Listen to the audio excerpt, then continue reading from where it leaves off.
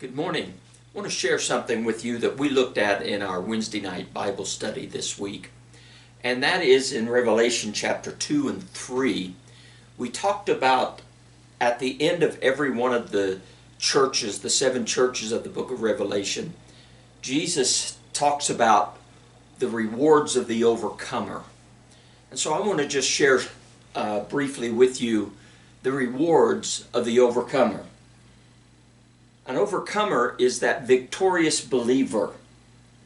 Not perfect, not a perfect person, but one that has striven and one that has pledged allegiance to Him and who will follow Him in everything and every way. Even in these churches that were flawed, there were those who were overcomers, and they were ready to do whatever it took to be men and women of God. And these were the rewards for the overcomers. First of all, in chapter 2 and verse 7 it says, "To him that overcomes I will give to eat of the tree of life, which is in the midst of the paradise of God." The last chapter of the book talks about the tree of life, and it has 12 manner of fruit on each side of the river of life. And so we will be able to partake of the tree of life. In other words, eternity is in our future with Christ, and we're going to be able to enjoy the blessings of God forever and forever. That's to the overcomer. I'll be able to eat of the tree of life. Verse 11 adds to that when it talks about the overcomer.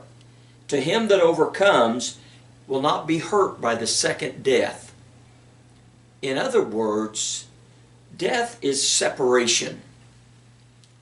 And the second death is that final separation, which means complete separation from God, to where there will be no presence of God anymore. The Complete Biblical Library defined it this way: separation forever from God's plan, God's promises, God's love, God's mercy, God's grace. What a horrible thing. But those who overcome, He's promised that that won't be a part of their future. We'll have a future where we are a part of the family of God forever and forever.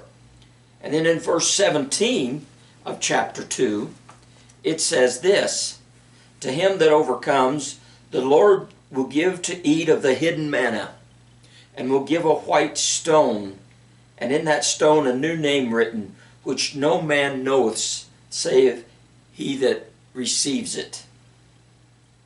Eat of the hidden manna.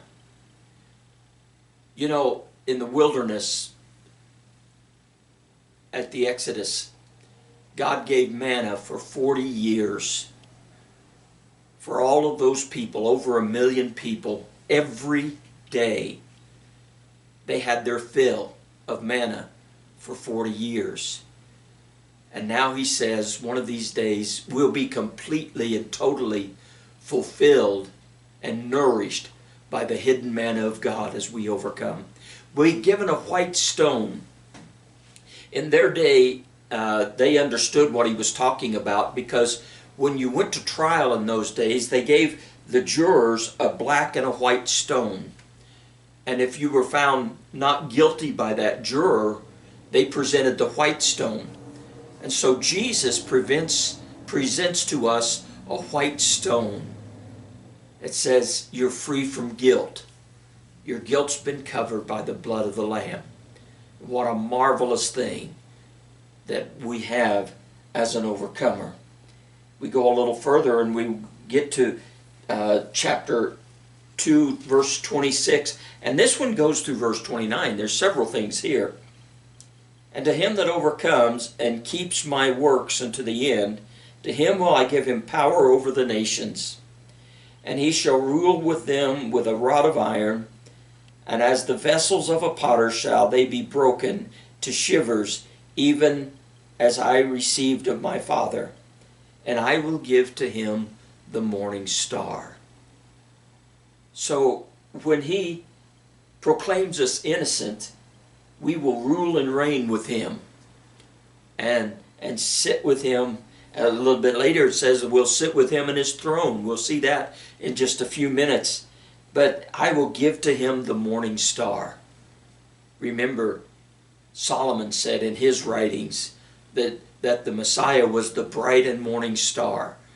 So he will give us himself, and we will be able to enjoy ruling and reigning with him throughout eternity.